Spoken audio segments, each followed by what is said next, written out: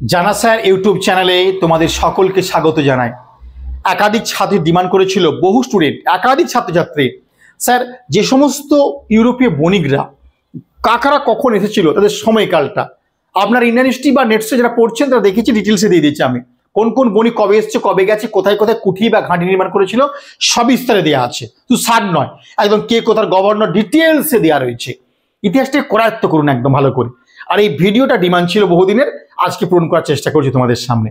তো ভারতবর্ষে যে সমস্ত উপনিবেশগুলো গড়ে উঠেছিল তার মধ্যে ক্রোয়েশিয়ান ইন্ডিয়া, সময়কালটা খুব খেয়াল করবে ভালো করে। 1530 থেকে 1667 সালে ছিল এদের আধিপত্য। ডাচ ইন্ডিয়া, এদের সময়কাল 1605 থেকে 1825। এইটা দেখো 1530-এ কে আসছে, হুমায়ুন কিন্তু বসে গেছে। এটা বাবর উত্তর নেবে না, কারণ একদম ডিসেম্বরের 28 তারিখ, অর্থাৎ 1530-এর 26 ডিসেম্বর বাবর মারা যায়, 28 তারিখে ভিত। তবে হ্যাঁ, বাবরের আমলে কিন্তু এরা নোটিশ পেয়ে যায় যে এরা আসছে কিন্তু ভারতবর্ষে।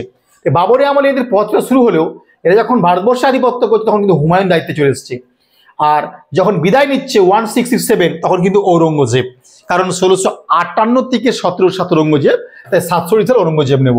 1605 এটা আকবরের আমলে ভিত্তি স্থাপন হয়ে যায়, পরে জাহাঙ্গীর আমলে আধিপত্য করে, 1825 সালে গিয়ে এন্ডিং হচ্ছে। দেখো ড্যানিশ ইন্ডিয়া 1620, তখন জাহাঙ্গীর, 1605 থেকে 27, তাহলে 1620, 1869 মোর এক বেইটা। ফ্রেঞ্চ ইন্ডিয়া, ফরাসিদের আধিপত্য 1668, তখনও ঔরঙ্গজেব, 1954 সালে ফ্রেঞ্চরা গেছে।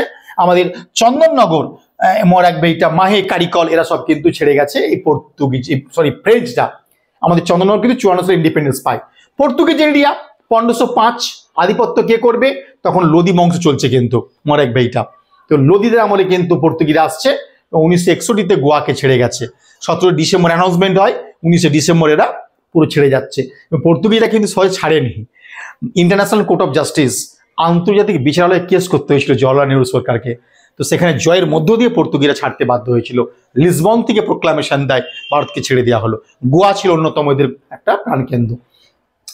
যাও, আমাদের এখানে আলফানসো দা আলব্রুকাকে ইতিহাস পায় 1509, ব্লু ওয়াটার পলিসি পেয়ে যাবে, সব ডিটেলসে দেওয়া আছে, পর্তুগিজটা পড়বি।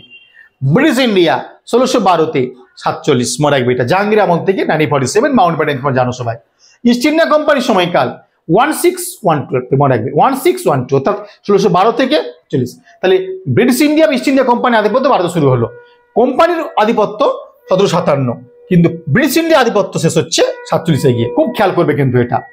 কোম্পানি রুল ইন ইন্ডিয়া, 1757 থেকে 1858, কারণ আমরা জানি পলাশি থেকে সিপাহী বিদ্রোহের পরে কি হয়েছিল, 1858 2রা আগস্ট পরিসমাপ্তির মধ্য দিয়ে ভারত শাসন আইন জারি হয়ে গেল। তারপরে শুরু হলো ব্রিটিশ রাজ। আমরা জানি 1858 1 নভেম্বর ভিক্টোরিয়াকে কি করা হয়েছিল, দায়িত্বপাত্রী গ্রহণ করছেন। এলাহাবাদে সেই ক্যানিং বরড হিসেবে প্রোক্লামেশন দিয়েছিলেন, আমরা সবই জানি গল্পগুলো। এবং এলাহাবাদকে আমরা জানি 1858 1 নভেম্বর একদিনের জন্য রাজধানী ঘোষণা করা হয়েছিল। 19 জানুয়ারিটা, হ্যাঁ, ব্রিটিশ রাজ 1858 থেকে 1947। 1947-এ আমরা কি পেলাম, ব্রিটিশ ইন্ডিয়ার পতন ঘটছে, আর একটা ব্রিটিশ রাজেরও পতন ঘটছে কিন্তু, মনে রাখবে। ব্রিটিশ রুল ইন বার্মা ভীষণ ইম্পর্টেন্ট। 1824 সালে বার্মা এসছে, 24 থেকে 26 আমরা গিয়ে দেখেছি ইয়ান্দাবর সন্ধি, প্রথম ইঙ্গ ব্রহ্মযুদ্ধ হয়েছে। 1948 সালে ব্রহ্মদেশ কিন্তু ইন্ডিপেন্ডেন্স পেয়ে যায়। পরীক্ষায় প্রচুর কোশ্চেন দিচ্ছে এখানটা কিন্তু, ভালো করে মনে রাখবে। তাহলে ব্রিটিশ রুল ইন বার্মা 1824 থেকে 1948। প্রিন্সলি স্টেট 1721 থেকে 1749। এরপর থেকে কিন্তু দেশ রাজ্যের উত্থান হয়ে যায়। আমরা জানি 1928 সালে কংগ্রেসের কলকাতা অধিবেশনে সুভাষচন্দ্র বসু প্রথম দেশীয় রাজ্যের জন্য বা প্রিন্সলি স্টেটের জন্য কি করেছিল, পূর্ণ স্বরাজের ডাক দিয়েছিল। তাহলে প্রিন্সলি স্টেটের জন্য পূর্ণ স্বরাজের ডাক কে দেন, সুভাষচন্দ্র বসু। 1928 কলকাতা অধিবেশন। আর সারা ভারতের জন্য পূর্ণ স্বরাজ 1929 জওহরলাল নেহরু, লাহোর। খুব ভুল করে ছেলে মেয়েরা, এগুলো হাই লেভেল এক্সামে খুব কাজে লাগবে তোমাদের। পার্টিশন অফ ইন্ডিয়া 1947 থেকে এখন চলছে, এটা পার্টিশন ভাগ হয়ে যাওয়ার পরে। আর পার্টিশন অফ বেঙ্গল 1905 থেকে 1911। তাহলে পার্টিশন অফ ইন্ডিয়া 1947 থেকে প্রেজেন্ট। পার্টিশন অফ বেঙ্গল বললে 1905, 1911 আমরা জানি বঙ্গভঙ্গ রদ হয়ে যায়, তাই তো। এই যে টেবিলটা প্রত্যেকটা পরীক্ষায় কোশ্চেন দিচ্ছে, প্রচুর কষ্ট করে তোমাদেরকে সাজিয়ে দিলাম, বারবার করে শুনবে, দেখবে, খুব ভালো লাগবে। এইবারে ব্রিটিশ রাজত্ব অবসান ঘটছে 1947-এ। 15 আগস্ট ব্রিটিশদের কাছ থেকে ইন্ডিপেন্ডেন্স পেয়ে গেলাম। এর আগে পরে ভারতের স্বাধীনতার সঙ্গে যুক্ত যে দেশগুলো ছিল তাদের একটু ইতিহাসটা দেখে নেওয়া যাক না, ভালো লাগবে। প্রশ্ন পরীক্ষায় দিচ্ছে প্রচুর পরিমাণে, সবই কমন পাবে তোমরা এবারে। তো যে সমস্ত কান্ট্রি এবং তাদের রাষ্ট্রনেতা ছিল সেগুলো দেখানোর চেষ্টা করব। ভারতের স্বাধীনতার সময় ইংল্যান্ডের প্রধানমন্ত্রী কে ছিলেন? একাধিক পরীক্ষায় দিয়েছে কোন দল থেকে হয়েছিলেন। লেবার পার্টি শ্রমিক দল থেকে ছিলেন ক্লিমেন্ট এটলি, মনে রাখবে এটা। তাহলে ভারতের স্বাধীনতার সময় ব্রিটিশ প্রধানমন্ত্রী কে ছিলেন? Clement Attlee. তিনি কোন দল থেকে জিতেছিলেন? লেবার পার্টি বা শ্রমিক দল। ভারতের স্বাধীনতা দিবস 47 সালে 15 আগস্ট ব্রিটিশদের কাছ থেকে পেয়েছিলাম স্বাধীনতা। যদি বলে রাজনৈতিক স্বাধীনতা তখন উত্তর হয়ে যাবে 1950 26শে জানুয়ারি। ভারতবর্ষ রাজনৈতিক স্বাধীনতা লাভ করছে 1950 26শে জানুয়ারি। এবার দেখে নেওয়া যাক আর কি দেখবো। আমেরিকার রাষ্ট্রপতি দ্বিতীয় বিশ্ব যখন চলছে, ভারতের স্বাধীনতার সমসাময়িক, তখন কি এসেছিল? Harry Truman. কিন্তু স্বাধীনতার সময় কিন্তু যখন আন্দোলন শুরু হয়ে গেছে, ভারত ছাড়ো আন্দোলনে, তখন দেখছি আমরা মাঝারি গর্ভ থেকে পোলিও রোগে আক্রান্ত ছিলেন ফ্রাঙ্কলিন ডেলানো রুজভেল্ট, মনে রাখবে এটা। ইংরেজ কবি বাইরন তার চাইল্ড হেরাল্ড কবিতার 13 লাইনে প্রথম ইউনো শব্দটি ব্যবহার করেছিলেন। সেই বাইরনের ইউনো শব্দটি প্রথম ধার করে আনলেন এই রুজভেল্ট। তাই ইউএনও প্রতিষ্ঠা যখন হচ্ছেন তখন তিনি কিন্তু জীবিত নেন। 1945 সালে মারা যাচ্ছেন, কিন্তু প্রথম দিকেই আমাদের কে না, এই রুজভেল্ট মারা যাচ্ছে। হ্যারি ট্রুম্যানকে দায়িত্বে এসে যাচ্ছে। হ্যারি ট্রুম্যানের আমলে গড়ে উঠছে কিন্তু ইউএনও, কিন্তু ইউএনও নামটা ব্যবহার করে তার প্রতিষ্ঠার পথপ্রদর্শক কাজটা করে দিয়ে চলে গেছে কিন্তু কে? আমেরিকার রাষ্ট্রপতি রুজভেল্ট, যিনি মাতৃগর্ভ থেকে পোলিও রোগে আক্রান্ত ছিলেন। তিনি বলতে কে? রুজভেল্ট, মনে রাখবে এটা। এবং ইউএনও বা রাষ্ট্রসংঘ বা সম্মিলিত জাতিপুঞ্জ, ইউনাইটেড নেশন অর্গানাইজেশনের জন্ম দিয়ে গেছিল কিন্তু রুজভেল্ট, যদিও হ্যারি ট্রুম্যানের নেতৃত্বে জনপ্রিয়তা পেয়েছিল। তো আমেরিকার ইন্ডিপেন্ডেন্সটা কবে একটু বলে নেওয়া দরকার। 1776 4 জুলাই। আমেরিকার রাষ্ট্রপতি পদ সৃষ্টি হয়েছিল 1789 সালে। জর্জ ওয়াশিংটন ফার্স্ট প্রেসিডেন্ট হয়েছিল আমেরিকা যুক্তরাষ্ট্রের, তো মনে রাখতে পারো। শ্রীলঙ্কা একেবারে কাছে, মনে রাখবে। শ্রীলঙ্কার প্রধানমন্ত্রী হয়েছিল ডিএস নানায়ক ফার্স্ট, এবং 1948 4 ফেব্রুয়ারি 1948 4 ফেব্রুয়ারি, এর 1 মাস আগে 4 জানুয়ারি, মনে রাখবে এটা, মায়ানমার পায়। 1948 4 জানুয়ারি মায়ানমার, ঠিক 1 মাস পরে 4 ফেব্রুয়ারি শ্রীলঙ্কা ইন্ডিপেন্ডেন্স পায়। তো শ্রীলঙ্কা ইন্ডিপেন্ডেন্স পাচ্ছে 1948 4 ফেব্রুয়ারি, একেবারে ভারতের স্বাধীনতার সময়। তখন আমাদের সংবিধান লেখার কাজ চলছে। শ্রীলঙ্কার ফার্স্ট প্রাইম মিনিস্টার হয়েছিল ডিএস নানায়ক, মনে রাখবে এটা। ব্রিটিশদের কাছ থেকে শ্রীলঙ্কা কিন্তু আমাদের মতো ইন্ডিপেন্ডেন্স পেয়েছিল। মায়ানমারের ইন্ডিপেন্ডেন্স ডে ভালো করে মনে রাখবে 1948 সালের 4 জানুয়ারি, মার্ক করে দিচ্ছি, ভালো দেখে রাখবে। 1948 সালের 4 জানুয়ারি ইন্ডিপেন্ডেন্স পায় মায়ানমার। মায়ানমার প্রথম প্রধানমন্ত্রী হয়েছিল ইউনিউ, প্রথম প্রধানমন্ত্রীর নাম ইউনিউ, এবং প্রথম রাষ্ট্রপতি হয়েছিলেন সেও শো থাইক। তাহলে মায়ানমারের স্বাধীনতা ভারতের একেবারে সংলগ্ন জায়গায়। 1948 4 জানুয়ারি প্রথম প্রাইম মিনিস্টার ইউনিউ, এবং প্রথম রাষ্ট্রপতি হয়েছিলেন সেও শো থাইক। কোশ্চিন দিচ্ছে, তাই ভারতের স্বাধীনতার সময় ব্রিটেনের প্রধানমন্ত্রী কে ছিল? একটা প্রশ্ন জেনে যদি আপনি ভাবেন যে মেন পাস করে যাব একটা কলকাতা পুলিশ বেঙ্গল পুলিশের ক্ষেত্রেও, আপনি কিন্তু খুব সাবধান। এমসিকিউ পড়া ছাড়তে হবে, যতই বলে দিলাম। এমসিকিউ বই একবারে জীবন থেকে বিদায় জানাও, পরীক্ষার সময়কালে জাস্ট 2-4টে প্র্যাকটিস করে নেবো, শুধু কনসেপচুয়াল। তাই ভারতের স্বাধীনতার সময় মায়ানমারের প্রধানমন্ত্রী কে ছিলেন, মায়ানমার রাষ্ট্রপতি কে ছিলেন, শ্রীলঙ্কার প্রধানমন্ত্রী কে ছিলেন, যদি আপনি জেনে রাখেন আপনাকে এমসিকিউ প্র্যাকটিস করতে হবে না। যদি ক্লিমেন্ট এটলিতে যদি আপনি আবদ্ধ হয়ে যান, পরীক্ষার হলে ঠকতে হবে, সুনিশ্চিত হয়ে যান আপনি।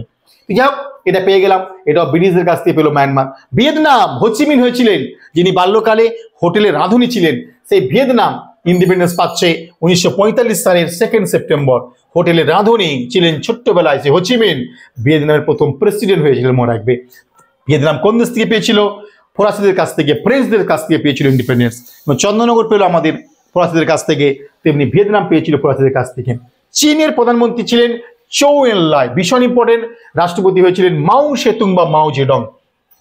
রিপাবলিক চায়না 1949 21 সেপ্টেম্বর, মনে রাখবে। 1949 21 সেপ্টেম্বর কমিউনিস্টদের আধিপত্য চায়না ইন্ডিপেন্ডেন্স বলে ঘোষণা করলো। ঘানা রাষ্ট্রপতি ছিলেন কাউমে নক্রুমা, ঘানার রাষ্ট্রপতি ছিলেন কাউমে নক্রুমা। দ্বিতীয় বিশ্বযুদ্ধের পরবর্তী সময় যখন কোল্ড ওয়ার বা জারি হচ্ছে শীতল যুদ্ধ বা দ্য ওয়ার অফ নার্ভস বা স্নায়ুযুদ্ধ, সেই স্নায়ুযুদ্ধ যখন শুরু হচ্ছে, একদিকে আমেরিকার নেতৃত্বে ধনতান্ত্রিক দেশগুলো ঐক্যবদ্ধ হচ্ছে, হ্যারি ট্রুম্যানের নেতৃত্বে, জন মার্শালের নেতৃত্বে একটা ভীষণ বড় প্ল্যান হবে। আর এখানে আমরা দেখব যে সমাজতান্ত্রিক আদর্শের সোভিয়েত ইউনিয়নের নেতৃত্বে একটা ঐক্যবদ্ধ হবে, তাই না? পোল্যান্ডের রাজধানী ওয়ারশো প্যাক্টের মধ্য দিয়ে একদিকে সোভিয়েত ইউনিয়ন ঐক্যবদ্ধ করবে, আর এখানে মার্শাল প্ল্যানের মধ্য দিয়ে আস্তে আস্তে করে কিন্তু এগিয়ে যাবে। সিওটো হবে, সেন্টো হবে, তারপরে কোরিয়া সংকটকে কেন্দ্র করে এশিয়াতে ঢুকে যাবে কোল্ড ওয়ার। পরবর্তীকালে ভিডিওগুলো আনবো, দেখবে।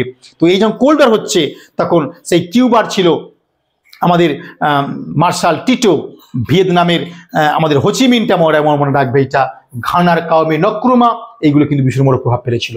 যাই হোক, ঘানার প্রেসিডেন্ট কে ছিল? কাউমে নক্রুমা। ঘানার স্বাধীনতা দিবস 57 6 মার্চ, আমাদের স্বাধীনতার প্রায় 10 বছর পরে, যে বছর জম্মু কাশ্মীর ভারতীয় সংবিধানকে অ্যাকসেপ্ট করলো, মানলো, রিপাবলিক ডে পালন করছে, সেই 57 সালেই ঘানা প্রথম ইন্ডিপেন্ডেন্স পেল। ফার্স্ট প্রেসিডেন্ট কাউমে নক্রুমা, যিনি কোল্ড ওয়ারে কিন্তু যুক্ত হয়েছিলেন, মনে রাখবে এটা। আর কে ছিল? Indonesia, doctor Sukarno. 1950 সালের 26শে জানুয়ারি, 1950 26শে জানুয়ারি যখন আমাদের প্রথম দিল্লিতে রিপাবলিক অনুষ্ঠান হয়, সেখানে প্রথম আমন্ত্রিত হয়েছিলেন ডক্টর সুকর্ণ।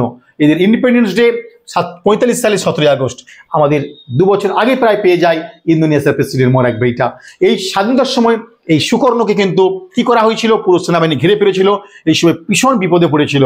তখন জওহরলাল নেহরুর নেতৃত্বে সেই টেলিগ্রামের মধ্য দিয়ে কি গেল, আমাদের প্রথম সেই air commercial pilot Biju Patnaik তাকে উদ্ধার করেছিল, মনে রাখবে এটা। চিরঋণী থাকবে ইন্দোনেশিয়া আমাদের কাছে, মনে রাখবে। যাই হোক, ইন্দোনেশিয়া ইন্ডিপেন্ডেন্স পেয়েছিল ডাচদের কাছ থেকে, এবং তখন নবীন পট্টনায়ক একজন শিশু, সেই ছোট শিশুকে ফেলে কিন্তু দৌড়ে গেল এয়ার মার্শাল হিসাবে, পাইলট নিয়ে ছুটে গেলেন, প্লেন নিয়ে ছুটে গেলেন এই সুকর্ণকে উদ্ধার করতে, বিজু পট্টনায়ক, মনে রাখবে এটা। যাই হোক, ইন্দোনেশিয়া ডাচদের কাছ থেকে ইন্ডিপেন্ডেন্স পেল কে? ইন্দোনেশিয়া। ডাচ কথা মনে রাখবে। মিশর বা ইজিপ্টের রাষ্ট্রপ্রধান হয়েছিল কে? Colonel Gamal Abdel Nasser. ইনিও কিন্তু কোল্ড ওয়ারে যুক্ত হয়েছিলেন, কর্নেল গামাল আবদেল নাসের, যিনি মিশরের ইন্ডিপেন্ডেন্স সময় ভীষণ বড় ভূমিকা নিয়েছিল। 1922 সালের 28শে ফেব্রুয়ারি, অনেকটা আগে ইন্ডিপেন্ডেন্স পেয়ে যায়, তখন ভারতবর্ষে চলছে নন কোঅপারেটিভ মুভমেন্ট বা অসহযোগ আন্দোলন। 1922 সালের 28শে ফেব্রুয়ারি মিশর বা ইজিপ্ট ইন্ডিপেন্ডেন্স পায় ব্রিটিশদের কাছ থেকে, প্রত্যেকে এটা মনে রাখবে। আর কে ছিল? কিউবা। কিউবার কে ছিল? ফিদেল কাস্ত্রো, মনে রাখবে এটা। তাহলে কিউবার দায়িত্বে কে ছিল? ফিদেল কাস্ত্রো, মনে রাখবে এটা। যে আমেরিকাকে চিরশত্রু বলে মনে করতো, কখনো আমেরিকাকে তারা বসে মেনে নেয়নি। তো কিউবার ইন্ডিপেন্ডেন্স অনেক আগে হয়েছিল, 1902 সালের 20শে মে, মনে রাখবে। কিউবাকে আধুনিকভাবে জন্ম দিয়েছিল এই ফিদেল কাস্ত্রো। কিউবা স্পেনদের কাছ থেকে কিন্তু পেয়েছিল ইন্ডিপেন্ডেন্স, মনে রাখবে এটা। 1898 সালে প্যারিস চুক্তির মধ্য দিয়ে 1902 ইন্ডিপেন্ডেন্স পায় কিউবা, মনে রাখবে এটা। এই কিউবাকে চিনির পাত্র বলা হয়, ভারতের যেমন উত্তরপ্রদেশকে বলা হয়। রাশিয়ার রাষ্ট্রপতি কে ছিলেন? Joseph জুগাসভিল Stalin. স্টালিন কথার অর্থ কি? ইস্পাত, পরীক্ষায় দেয়। এবং রাশিয়ার ইন্ডিপেন্ডেন্স ডে 1991 সালের 12 জুন, যেদিন সোভিয়েত ইউনিয়ন ভেঙে গেল, পৃথক পৃথকভাবে রাশিয়া হলো, যুগোস্লোভিয়া, মন্টিনিগ্রো, সার্বিয়া, পরে পর কান্ট্রিগুলো কিন্তু জন্মলাভ করে ফেলবে। তো সোভিয়েত ইউনিয়ন থেকে রাশিয়া নামক রাষ্ট্র সৃষ্টি হচ্ছে 1991 সেই 12 জুন। সেই মিখাইল গর্বাচভের গ্লাসনস্ত এবং পেরেস্ত্রোইকা নীতির মধ্য দিয়ে সোভিয়েত ইউনিয়নের ভাঙন কিন্তু অনিবার্য হয়েছিল, এবং 1991 12 জুন রাশিয়া দেশ আত্মপ্রকাশ করেছিল। এই যুগোস্লোভিয়ার নামটা বলেছিলাম, কিউবার ফিদেল কাস্ত্রো, যুগোস্লোভিয়া ছিল মার্শাল টিটো, মনে রাখবে এটা, যিনি কখনো এই কিউবার মতো আমেরিকার বর্ষতা মেনে নেয়নি। এই যুগোস্লোভিয়ার স্বাধীনতা দিবস এই রাশিয়া ভাঙনের মধ্য দিয়ে, সোভিয়েত ইউনিয়ন ভাঙনের মধ্য দিয়ে হলো 1991 25শে জুন। তাই 1991 সালে সোভিয়েত ইউনিয়ন ভেঙে গিয়ে রাশিয়া জন্ম নিল 1991 12 জুন। তার কয়েকটা দিন পরে, দু সপ্তাহের মধ্যেই 25 জুন ইন্ডিপেন্ডেন্স পেল যুগোস্লোভিয়া, সোভিয়েত ইউনিয়ন ভেঙে দিয়ে। তাই সোভিয়েত ইউনিয়ন ভাঙনের মধ্য দিয়ে দুটো কান্ট্রি উল্লেখ করে দিলাম, রাশিয়া এবং যুগোস্লোভিয়া। যুগোস্লোভিয়া 1991 25শে জুন, রাশিয়া 1991 12 জুন। এইভাবে ভারতের স্বাধীনতার সঙ্গে যুক্ত দেশগুলোর স্বাধীনতা দিবস এবং তাদের রাষ্ট্রপ্রধান, প্রধানমন্ত্রী উল্লেখ করলাম, এবং যে সমস্ত কলোনিগুলো ছিল আরেকবার তোমার দেখিয়ে দেবো। তোমরা এগুলো অবশ্যই কিন্তু ফলো করবে, ভীষণভাবে কিন্তু দিচ্ছে। এবং ইন্টারভিউ ধরতে পারে তোমাকে যে ফ্রেঞ্চটা একটু বলো তো শুনি, একটু ব্রিটিশ রাজটা বলতে পারে, ইস্ট ইন্ডিয়া কোম্পানি বলতে পারে, ব্রিটিশ রাজ বলতে পারে, পার্টিশন অফ বেঙ্গল বলতে পারে, পার্টিশন অফ ইন্ডিয়া বলতে পারে, যাই দিক কিন্তু ভালো করে দেখবে। আজকে এ পর্যন্ত রইল, ভালো থাকবে, বাই।